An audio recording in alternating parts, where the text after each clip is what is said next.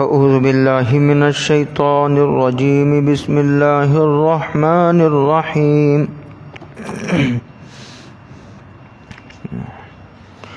اذ تقول للمؤمنین لن یکفیکم ان یمدکم ربکم بثلاثة آلاف من الملائکۃ منزلین صدق اللہ مولانا العظیم۔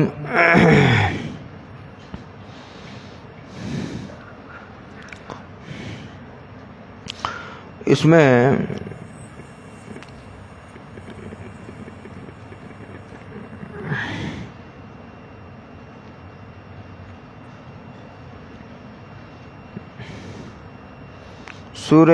اس میں غزوہ بدر کا ذکر ہے۔ کہتے ہیں کہ یاد کرو اس وقت کو جب آپ ایمان والوں سے کہہ رہے تھے کہ کیا آپ کے لیے یہ بات کافی نہیں ہے کہ آپ کا پروردگار آپ کی 3000 ملائکہ سے مدد فرمائے، کیا آپ کے لیے کافی نہیں ہے؟ یہ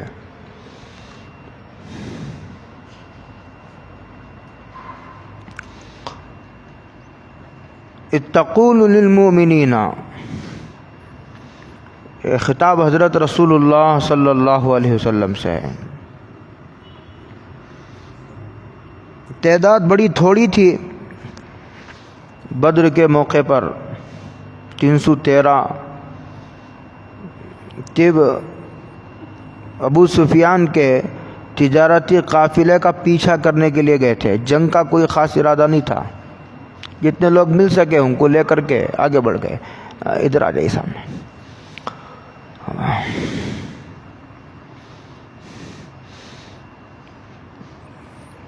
سورہ انفال قرآن کریم کی اور ایک صورت ہے، وہاں بھی جنگ بدر کا تذکرہ ہے۔ اس میں یہ ہے کہ اللہ نے 1000 فرشتوں کو نازل فرمایا تھا، یہاں یہ ہے کہ 3000 فرشتوں کو نازل فرمایا تھا۔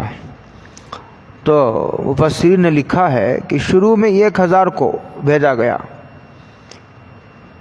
تو اس کے بعد پھر 2000 کو اتارا گیا۔ ایک فوج کو پہلے بھیجا جاتا ہے، وہ جنگ لڑتی رہتی ہے، پیچھے سے کمک بھیجی جاتی ہے مدد کے لیے۔ کمک اسی طرح بھیجی جاتی ہے، پوری کی پوری ایک ساتھ نہیں بھیجی جاتی، تھوڑی تھوڑی کر کے بھیجی جاتی ہے۔ 1000 بھیج دیے تاکہ سامنے دشمنوں کے حوصلے پست ہو جائے اور جنگ لڑنے والوں کی ہمت بندی رہے، ان کے حوصلے بلند رہے اور سامنے دشمنوں پر ڈھاک بیٹھے۔ 1000 بھیج دی، دیکھ کر کے دشمن گھبرایا اور دیکھا کہ 2 گھنٹے کے بعد پھر 1000 آ رہے ہیں، پھر ایک بار چوکے گا، پھر دیکھا کہ پھر 2 گھنٹے کے بعد پھر 1000 آ رہے ہیں۔ اس طرح دشمن کے حوصلے پست ہو جائیں گے، ڈھاک بیٹھے گی اور مسلمانوں کی ہمت بندھی رہے گی۔ کمک پوری کی پوری ایک ساتھ نہیں بھیجی جاتی، یہ ترتیب نہیں ہے کمک بھیجنے کی۔ ایک بات تو 1000 بھیجا، پھر 2000 بھیجے، تو کتنے ہو گئے؟ 3 ہو گئے۔ 1000 پہلے تھے، پھر 2 بھیجے تو 3000 ہو گئے، پھر اس کے بعد پھر 2000 بھیجے تو 5 ہو گئے۔ 1000 3000 5 تینوں کا تذکرہ ہے قرآن میں۔ ایک ہی 1000 کیوں بھیجے؟ 3000 کیوں بھیجے؟ اس کو تو اللہ جانتے ہیں۔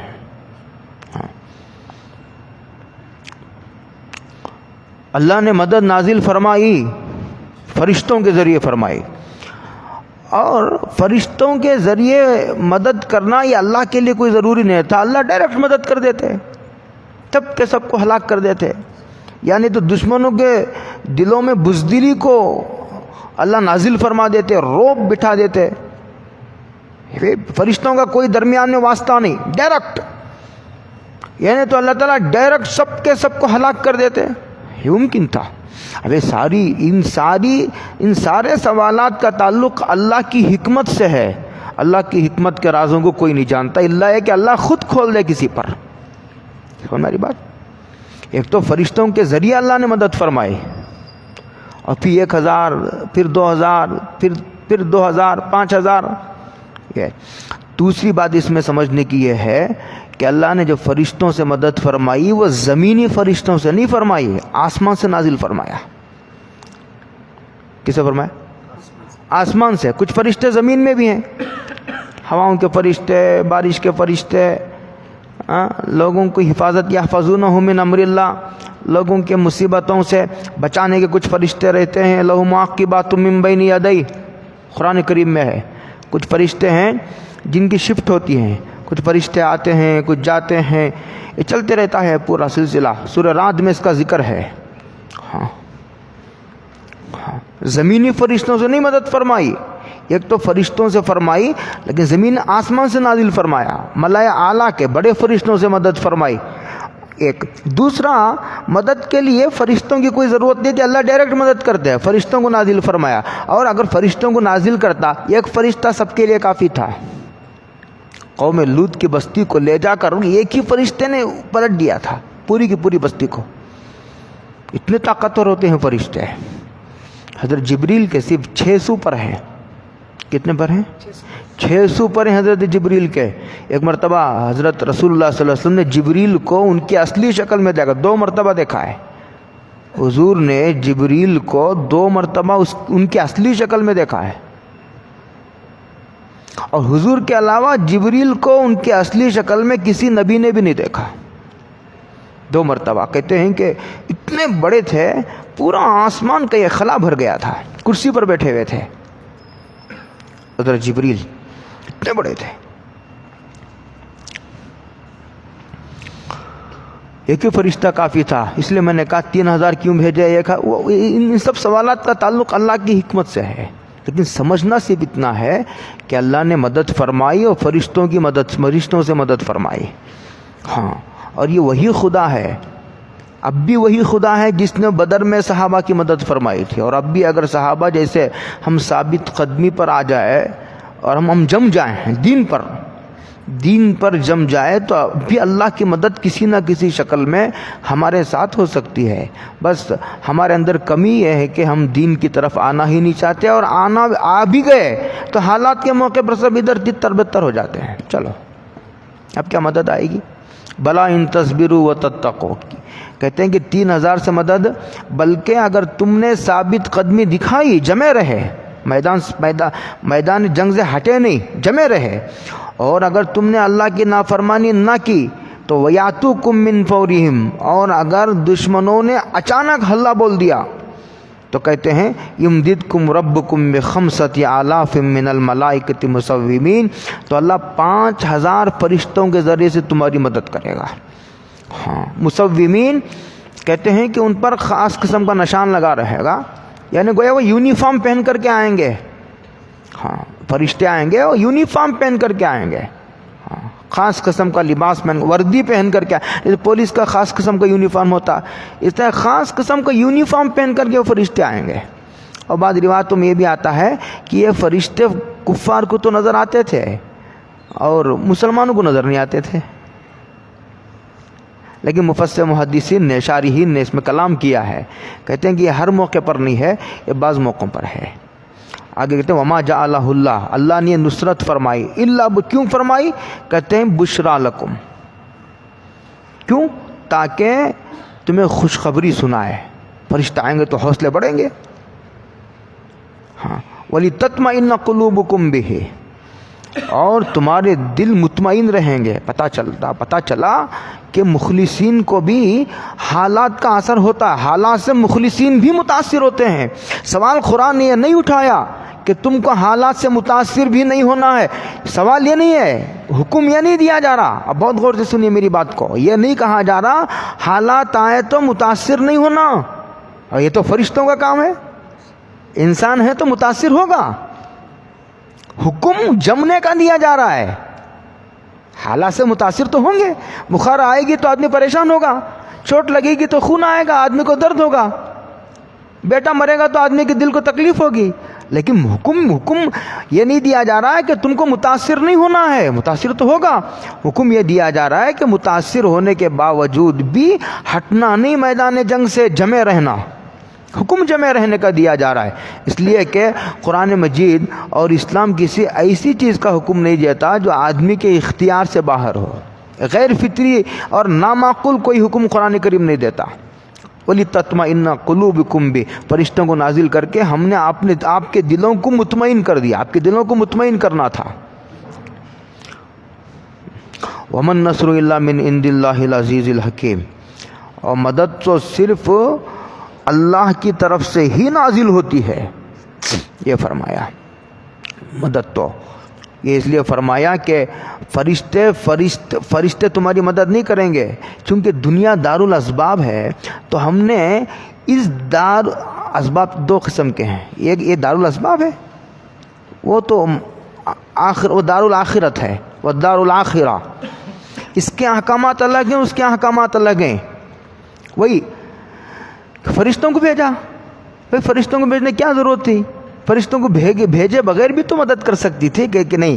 اس دنیا کے دار الاسباب کی رعایت کرتے ہوئے کہ یہاں ہر چیز اسباب کے تابع ہے, اسباب کے پردے میں اللہ کی قدرت ظاہر ہوتی ہے. ہاں کرتے تو اللہ ہی ہیں, لیکن اسباب کے پیچھے رہ کر. جیسے بچہ تو اللہ ہی دیتے ہیں, لیکن میاں بیوی کی شادی ہوگی, ملیں گے تب دیں گے. زمین سے غلہ اللہ ہی اگاتے ہیں, لیکن اس وقت دیں گے اللہ زمین سے غلہ جب تم جا کر کے زمین پر محنت کرو گے. روزی اللہ ہی دیتے ہیں, لیکن اس وقت دیں گے جب جا کے دکان پر بیٹھو گے. بیماری سے شفا اللہ ہی دیتے ہیں, لیکن اس وقت دیں گے جب دوائی کھاؤ گے. یہ اسباب ہے. کہتے ہیں الذین یقولون کذا, کہتے ہیں کہ ایک مرتبہ حضرت موسیٰ نے اللہ سے کہا کہ پیٹ میں درد ہو رہا ہے. کیا ہو رہا ہے؟ درد ہو رہا ہے. تو اللہ تعالیٰ نے کہا کہ فلاں درخت کے پتے کھاؤ, ٹھیک ہو جاؤ گے. گئے اور درخت کا پتا کھایا, ٹھیک ہو گئے. چند منٹ کے بعد, چند دنوں کے بعد پھر پیٹ میں درد آیا, پھر متوجہ ہوئے. تو اللہ نے کہا کہ جاؤ کھاؤ, وہی پتے کھاؤ جو پہلے میں نے بتایا تھا. گئے اور پتے کھائے تو شفا نہیں ہوئی. اللہ کی طرف متوجہ ہو کہا اے اللہ پہلی مرتبہ کھایا تو شفا ہوئی تھی, اب کی بار شفا نہیں ہوئی. تو اللہ تعالیٰ نے کہا اگر بار بار اسی طرح پتوں سے شفا ملے گی تو یہ جتنے ڈاکٹر کلینک کھولے بیٹھے ہوئے ہیں سب بھوکے مر جائیں گے. اب سمجھے, اللہ کی قدرت اسباب کے پردے میں ظاہر ہوتی ہے, پس پردہ. یہ ہے اس کا جواب دیا جائے وَمَن نَّصْرُ إِلَّا مِنْ عِنْدِ اللَّهِ. بھائی مدد تو اللہ ہی نازل فرماتے ہیں, لیکن کسی نہ کسی کو بھیج کر, کسی نہ کسی کو بھیج کر. مثال کے طور پر ایک آدمی کو پیسوں کی ضرورت پڑ گئی. اب اس نے اللہ کی طرف رجوع کیا, اللہ کے دربار میں اس نے درخواست ڈالی, اللہ مجھے پیسوں کی ضرورت ہے, ایک بڑی مصیبت آن پڑی ہے. تو اللہ کی مدد کی دو شکلیں ہوتی ہیں. اللہ درخواست تو وہاں ڈالی, کہاں؟ سپریم کورٹ میں درخواست وہاں ڈالی تھی. اس سے تو نہیں پوچھا تھا, میں تو اس سے پوچھا تھا. اس نے اس کے دل کو انفارمیشن بھیجا کہ فلاں بندے کو ضرورت ہے, تم اسے ہدیہ دو. میں نے نہیں پوچھا, میں نے اللہ سے پوچھا تھا. اس نے اس کے دل میں ڈالا, اس کے دل کو مجبور کیا کہ تم اس کی مدد کرو, اسے لے جا کر گفٹ دو. یا نہیں تو تم اسے جا کر پوچھو کہ تم کسی کو کوئی پریشان تو نہیں ہو, تمہیں پیسوں کی ضرورت ہے, پیسوں کی ضرورت ہو تو میں قرض دوں گا, یا تو گفٹ یا نہیں تو قرض. دو شکلیں ہوگی. تیسری شکل ایسی ہوتی ہے کہ آدمی خود نہیں آتا, نہ گفٹ دیتا ہے نہ قرض کے لیے پوچھتا ہے, لیکن جس کو مصیبت آئی ہے وہ خود پوچھتا ہے بھئی مجھے پیسوں کی ضرورت ہے, قرض دو, تو سامنے والا قرض دینے پر راضی ہو جاتا ہے. یہ بھی اللہ کی مدد ہے, لیکن مانگا تھا اس سے. مدد اس شکل میں آئی. وَمَن نَّصْرُ إِلَّا مِنْ عِنْدِ اللَّهِ. مدد تو اللہ ہی کرتے ہیں, لیکن فرشتوں کو ہم نے ذریعہ بنایا ہے. ہاں فرشتے بھی بذات خود جو ہے وہ کسی اختیار کے مالک نہیں ہیں. الا من عند اللہ العزیز, زبردست ہے اللہ, الحکیم. یعنی مدد کرنا ہو تو اللہ ہی کافی ہیں, لیکن فرشتوں کو کیوں ہم نے واسطہ بنایا, ان کو کیوں استعمال کیا؟ کہا تو وہ تو ہماری حکمت سے تعلق رکھنے والا راز ہے, وہ ہم تمہارے اوپر کیسے کھول دیں؟ اگر حکمت کھول دیں تو امتحان کیا ہوا؟ حکمت نہیں کھولی جاتی. حکمت اگر پرچہ بتا دیا جائے تو امتحان کیا ہوا؟ جیسے بعض مرتبہ پرچہ آؤٹ ہو جاتا ہے, امتحان کیا؟ سوال کو راز میں رکھا جاتا ہے. لیقطع طرفا, ہم نے مدد کی, کیوں کی؟ لیقطع طرفا من الذین کفروا. دو حکمت. ایک حکمت یہ تھی کہ تاکہ کافروں کو کیفر کردار تک پہنچایا جائے، ان کو جان سے مار دیا جائے، ان کے ایک حصے کو، ایک جماعت کو، ایک او یکبتہم، یا ان کو ذلیل کر دیا جائے۔ لہذا بدر میں 70 شہید ہوئے، 70 مارے گئے، ان کے بڑے بڑے سردار مارے گئے، اسی میں ابو جہل جو اس فرعون کا، اس امت کا فرعون ہے، حضور نے فرمایا فرعون ھذہ الامہ، اس امت کا فرعون ابو جہل ہے، وہ بھی مارا گیا۔ 70 سردار شہید ہوئے، بڑے بڑے لیڈر، معمولی قسم کے نہیں، بڑے بڑے لیڈر شہید ہوئے، 70 مارے گئے۔ او یکبتہم، اور 70 قید ہوئے، قید ذلت ہے، او یکبتہم، یا ان کو ذلیل کر دیا جائے، فینقلبوا خائبین، اور ناکام و نامراد واپس لوٹے۔ یہ مدد کرنے کا مقصد تھا، مدد ہم نے اس لیے کی کہ چند کو مار دینا چاہتے تھے اور چند کو قید کر کے ان کو ذلت میں، ان کو ذلیل کر دینا ہمارا مقصد تھا، اور ناکام و نامراد واپس لوٹے، یہ ہو گیا۔ جنگ احد میں ایسا ہوا کہ حضرت رسول اللہ صلی اللہ علیہ وسلم بھی زخمی ہوا، چہرہ زخمی ہوا، دندان مبارک شہید ہوا، اور 70 جو ہے وہ صحابہ شہید ہوئے، اس میں سید الشہداء حمزہ، حضرت حمزہ رضی اللہ تعالیٰ عنہ شہید بھی ہوئے، اور ان کی ناک کان کاٹ دی گئی تھی، مسلح کر دیا گیا تھا، حضرت کو بہت تکلیف ہوئی، حضور نے بد دعا دی، اور یہ بھی فرمایا، الفاظ بھی ہیں حدیثوں میں، وہ قوم کیسے کامیاب ہوگی جس نے اپنے نبی کے چہرے کو زخمی کر دیا ہو، جو نبی ان کو اللہ کی طرف بلاتا ہے، یہ فرمایا تھا، سمجھ رہے، یہ حضور نے فرمایا۔ اور بعض روایتوں میں آتا ہے کہ بعض کے نام لے کر بھی حضور نے جو ہے وہ بد دعا کی تھی۔ اندازہ لگو نبی کو کتنی تکلیف ہوئی ہوگی، تکلیف کی چیز تھے تو نبی بھی تکلیف محسوس کرتا ہے، نبی کوئی خدا تھوڑی ہے، تکلیف اس کو بھی ہوتی ہے، اگر کوئی تکلیف دیتا تو اسی لیے قرآن کریم نے ایک جگہ کہا وَلَقَدْ نَعْلَمُ أَنَّكَ يَضِيقُ صَدْرُكَ بِمَا يَقُولُونَ، ان کے تانا دینے کی وجہ سے، گالیاں دینے کی وجہ سے، کوئی شاعر کہتا ہے، کوئی جادوگر کہتا ہے، کوئی جو ہے وہ کاہن کہتا ہے، کوئی نجومی کہتا ہے، معلوم نہیں کیا کیا کہتا ہے، اس کی وجہ سے آپ کی دل کو جو تکلیف ہو رہی ہے وہ ہم جان رہے ہیں، وہ ہم کو معلوم ہے، ایسا نہیں کہ ہم بے خبر ہیں، اس سے پتہ چلتا ہے کہ نبی کو بھی تکلیف ہوتی ہے۔ اتنی تکلیف ہوئی کہ حضور کے ہاتھ بد دعا کے لیے اٹھ گئے، رحمت للعالمین تھے، لیکن تکلیف اتنی ہوئی کہ حضور نے بد دعا کے لیے ہاتھ اٹھا دیے، تو قرآن کریم کی آیت نازل ہوئی۔ بس اور اس میں شان نزول ہے، لیکن یہ بالکل قریبی شان نزول ہے جو اس سے ملتا جلتا ہے۔ اور ایسا بھی ہو سکتا ہے کہ ایک آیت کے کئی شان نزول ہوں، کئی واقعات پیش آئے تو ان تمام واقعات کے جواب میں کوئی ایک آیت نازل ہوئی ہو، ایسا بھی ہوتا ہے۔ کہتے ہیں لیس لک من الامر شیء، تمہیں کوئی اختیار نہیں ہے، کوئی اختیار نہیں ہے، تمہارے بس میں کچھ بھی نہیں ہے۔ او یتوب علیہم، یعنی بد دعا دی نا حضور نے، اس پر یہ کہا جا رہا ہے کہ تم ہلاکت کی بد دعا دے رہے ہو، ارے ہدایت بھی تو ممکن ہے۔ جن لوگوں نے تمہارے ساتھ جنگ کی اور تمہیں نقصان پہنچایا، تم جو ہے تم ان کے لیے بد دعا کر رہے ہو، جن کے لیے بد دعا کر رہے ہو ان کی قسمت میں ہدایت بھی تو ممکن ہے۔ اس کو فرمایا ہدایت تمہارے بس میں نہیں ہے، ہدایت تمہارے اختیار میں نہیں ہے۔ او یتوب علیہم، اللہ یا تو ان کو معاف کر دے، او یعذبہم فانہم ظالمون، یا ان کو اللہ تعالیٰ عذاب دے کہ وہ ظالم ہیں، مشرک ہیں، کافر ہیں۔ یہ تو اللہ سے جڑی ہوئی بات ہے۔ یعنی اس میں اشارہ یہ ہے کہ جن لوگوں کے لیے تم بد دعا کر رہے ہو ان میں سے کچھ لوگ ایمان لانے والے ہیں، یہ کہ دوسرا اس میں یہ ہے کہ جو دائی ہوتا ہے کتنا بھی سامنے والے کی طرف سے اس کو نقصان پہنچے، آخری دم تک اس کو امید کی شمع اپنے دل میں جلائے رکھنا چاہیے، بے صبرا نہیں ہو جانا چاہیے، اور صبر کے دامن کو نہیں چھوڑنا چاہیے، پوری جو ہے وہ تحمل کے ساتھ اور پوری بردباری کے ساتھ آدمی حالات کو انگیز کرنے کی قابلیت اور صلاحیت پیدا کرنا چاہیے۔ یہ نبی کو خطاب کر کے اصل میں خطاب پوری امت کو ہے۔ آگے فرمایا وَلِلَّهِ مَا فِي السَّمَاوَاتِ وَمَا فِي، جیسے بہت تھوڑی تھوڑی مصیبت پر لوگ بددعا دینے کے لیے ہاتھ اٹھا دیتے ہیں. ماں اپنے بچے کے لیے ہاتھ اٹھا دیتی ہے، باپ اپنے بچے کے لیے بددعا دے دیتا ہے. کچھ مصیبت آتی ہے تو مرنے کے لیے لوگ تیار ہو جاتے ہیں. وَلِلَّهِ مَا فِي السَّمَاوَاتِ وَمَا فِي الْأَرْضِ، زمین و آسمان میں جو کچھ ہے وہ سب اللہ کی مشیت کے تابع ہے.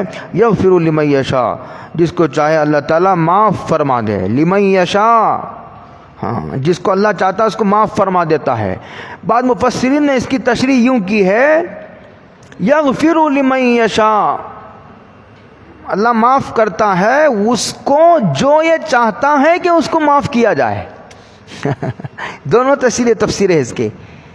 اللہ جس کو چاہتا ہے معاف کرتا ہے، اور اس کے حق میں، اس کے بارے میں اللہ چاہتا ہے جو معافی مانگے. جو معافی مانگنا ہی نہیں چاہتا اللہ کو کیا پڑی ہے کہ اسے معاف کر دے. یغفر لمن یشاء، دونوں تشریح ہے. وَيُعَذِّبُ مَن یشاء، اور جس کو چاہتا ہے اللہ تعالیٰ عذاب دیتے ہیں. یہ اللہ تعالیٰ کی حکمت سے جڑی ہوئی تکوینی فیصلے ہیں. واللہ غفور، اللہ بہت معاف فرمانے والے ہیں.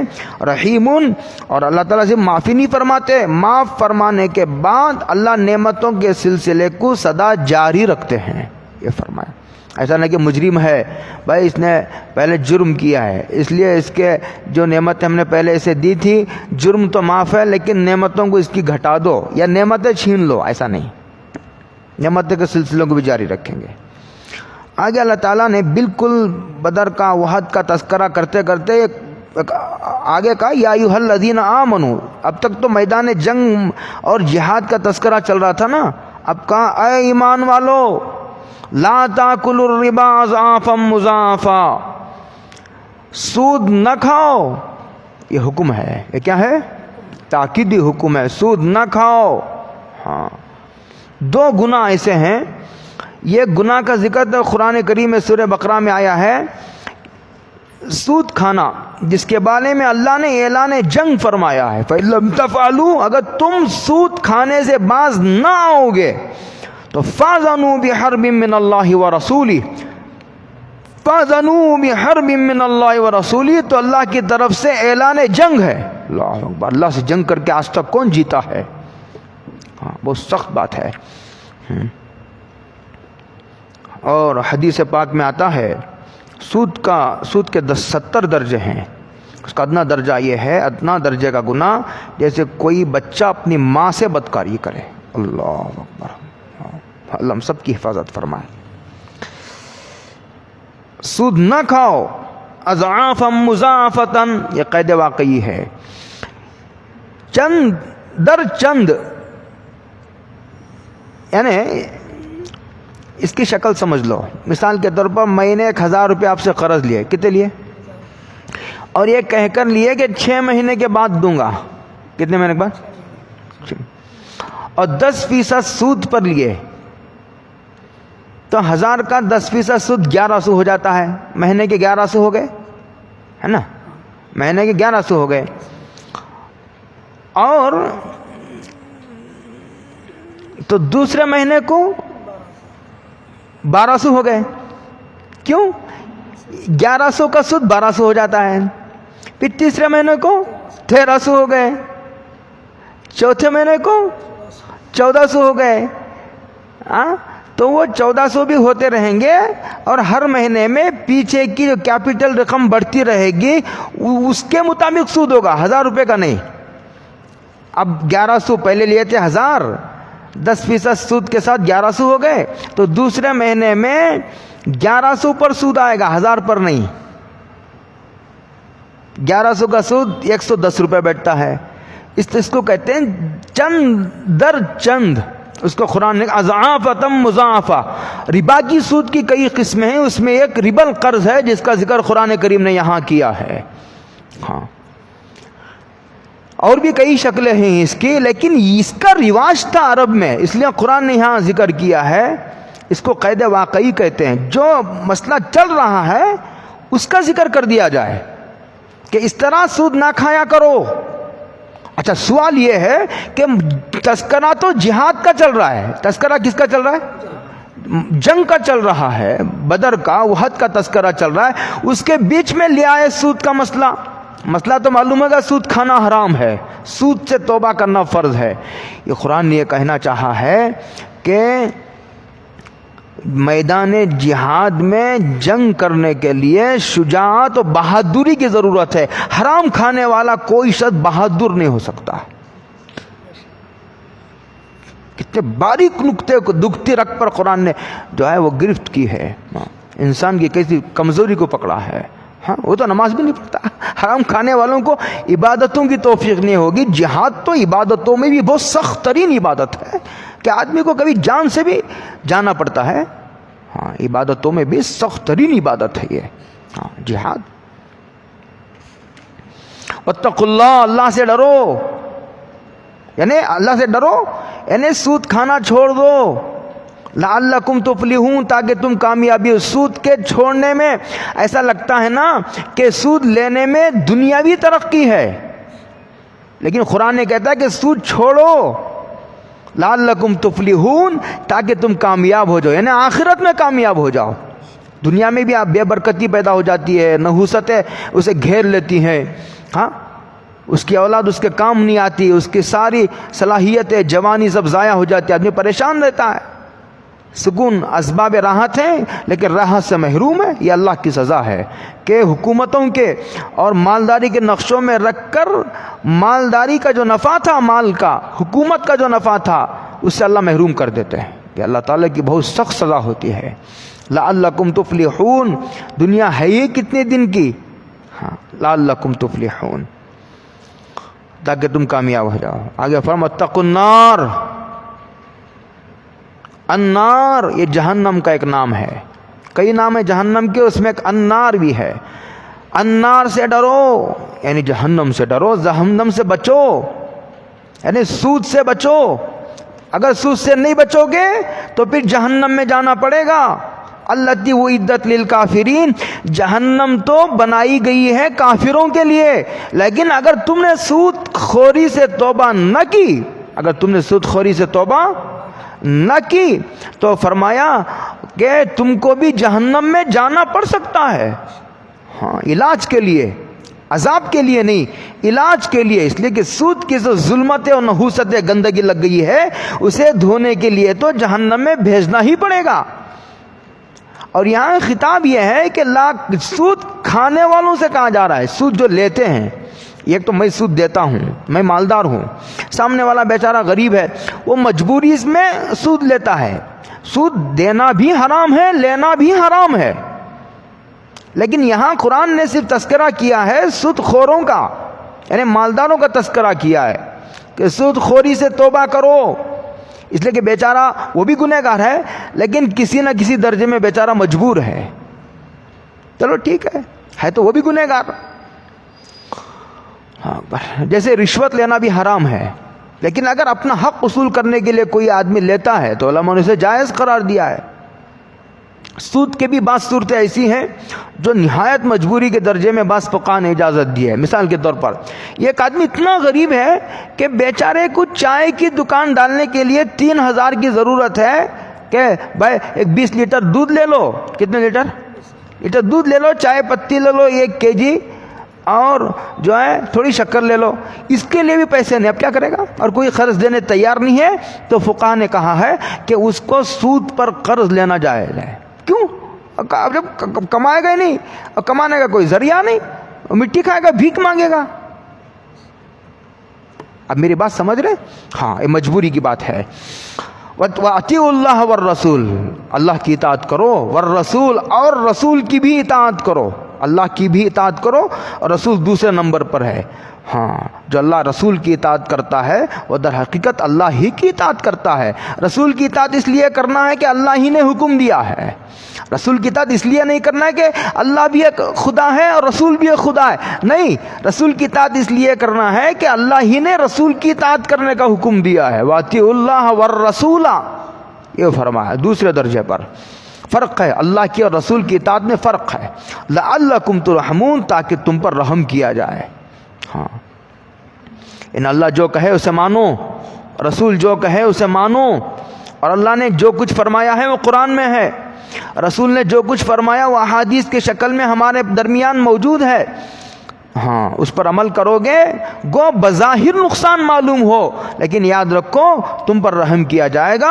اگر یہ چاہتے ہو کہ اللہ کی رحمت تمہاری طرف متوجہ ہو تو تم اللہ اور رسول کے احکامات پر چلو. ہاں جیسے سود چھوڑنے میں بظاہر نقصان ہے، ہاں لیکن اگر تم نے سود خوری کے سلسلے کو جاری رکھا اللہ کی رحمت سے محروم ہو جاؤ گے. بتائیے وَسَارِعُوا إِلَىٰ مَغْفِرَةٍ مِّن رَّبِّكُمْ وَجَنَّةٍ. اس کے بعد فرمایا کہ دوڑو، یعنی فرمایا چلو، کہا دوڑو جلدی کرو، اِلَىٰ مَغْفِرَةٍ مِّن رَّبِّكُمْ، اپنے پروردگار کی خصوصی مغفرت کی طرف، عظیم مغفرت کی طرف دوڑو. وَجَنَّةٍ، ہاں بعضوں نے الگ الگ مطلب لیے ہیں اس کے، یہ یعنی وَسَارِعُوا إِلَىٰ مَغْفِرَةٍ مِّن رَّبِّكُمْ، مغفرت کی طرف دوڑو اور جنت کی طرف دوڑو. یعنی اپنے گناہوں سے توبہ کرو، سود سے توبہ کرو. توبہ کرو گے تو پھر تم جنت میں جا سکو گے. ہاں اور یہ ٹھیک ہے، اس لیے کہ دو الفاظوں کے دو الگ الگ معنی مراد لینا بہتر ہے. دو الگ الگ لفظوں کے ایک معنی مراد لینے سے دو الگ الگ لفظوں کے الگ الگ معنی مراد لینا بہتر ہے.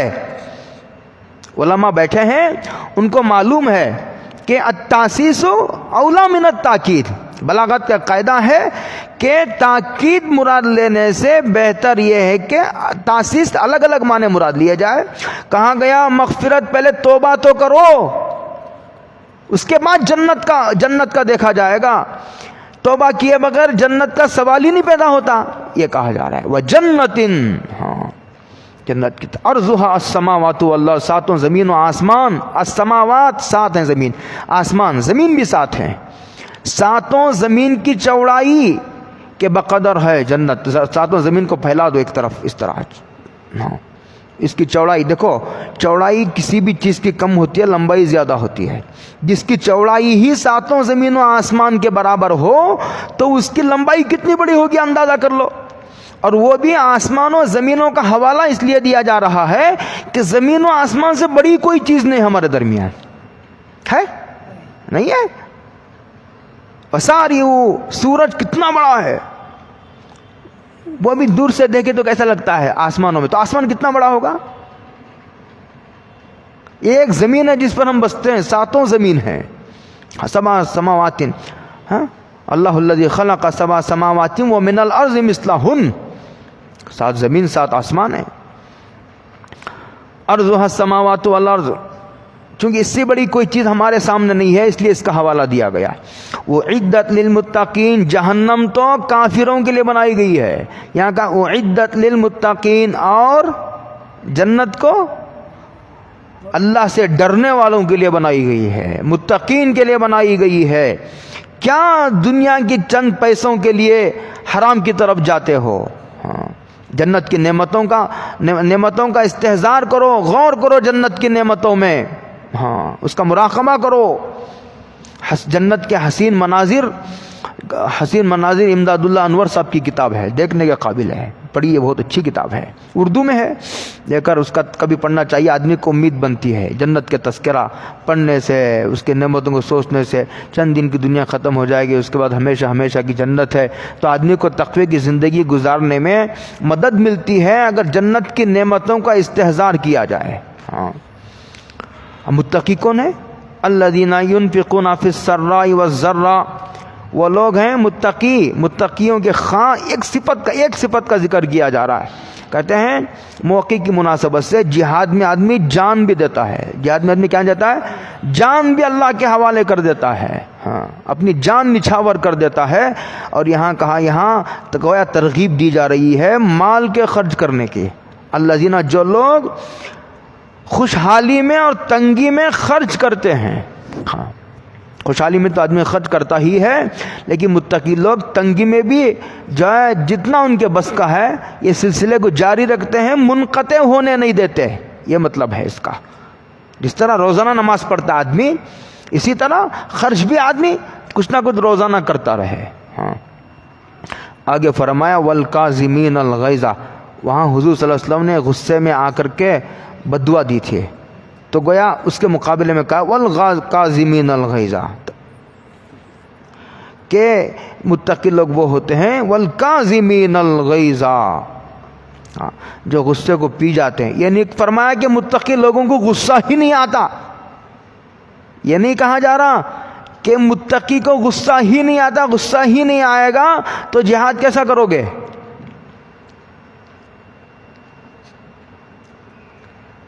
سزا کیسے دو گے؟ غصہ بڑی نعمت ہے اگر آدمی اسے صحیح استعمال کرنا سیکھ لے. کب کرنا چاہیے غصہ، کہاں کرنا چاہیے، کتنا کرنا چاہیے. ہاں یہ فرمایا والکاظمین الغیظ، غصے کو پیتے ہیں، آئے گا تو نہ پیئیں گے، آئے گا ہی نہیں تو کیا پیئیں گے. والکاظمین الغیظ، غصے کو پی جاتے ہیں. والعافین عن الناس، اور لوگوں کو معاف کر دیتے ہیں. واللہ یحب المحسنین، سے معافی نہیں کرتے. فرمایا اللہ تعالیٰ احسان کرنے والوں سے محبت کرتا ہے، معاف بھی کرتے ہیں، احسان بھی کر دیتے ہیں. زین العابدین کے بارے میں آئے جو علی، حضرت علی ان کے بیٹے حسین ہیں، ان کے بیٹے پھر علی ہیں، انہی کو زین العابدین کہا جاتا ہے. ان کا قصہ آیا ہے کہ ایک باندی نے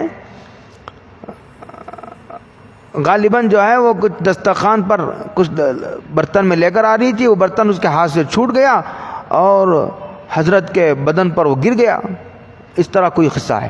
تو حضرت کو غصہ آیا تو حضرت نے تیز نگاہوں سے اسے دیکھا، باندی کو. باندی نے یہ آیت پڑھی والکاظمین الغیظ. نیک لوگ وہ ہیں جو غصے کو پی جاتے ہیں. تو حضرت نے فوراً فرمایا میں نے غصے کو پی لیا. اور اس نے کہا والعافین عن الناس، اور لوگوں سے درگزر کرتے ہیں. کہا میں نے تجھے معاف کر دیا. اس کے بعد اس نے یہ جملہ پڑھا واللہ یحب المحسنین، اور جو نیک لوگ ہوتے ہیں اللہ تعالیٰ احسان کرنے والوں سے محبت فرماتا ہے. احسان کرنے والے اللہ کے محبوب ہوتے ہیں. یہ فرمایا الاحسان فی کل شیء.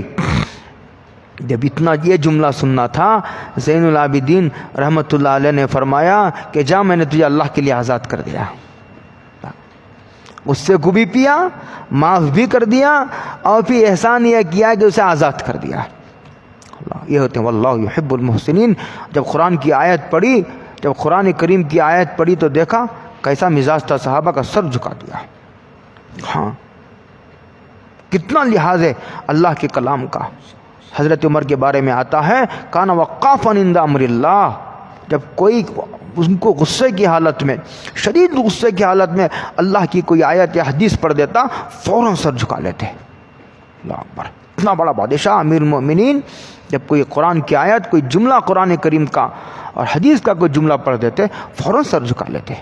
مجال ہے کہ جو ہے وہ قرآن کریم کی آیت اور اللہ کے رسول صلی اللہ علیہ وسلم کے کسی جملے کو ہاتھ سے جانے دیں. ہاں یہ صحابہ کا مزاج تھا. اللہ عمل کی توفیق عطا فرمائے، اور بہت دور تک یہ سلسلہ جائے گا تو اللہ توفیق عطا فرمائے.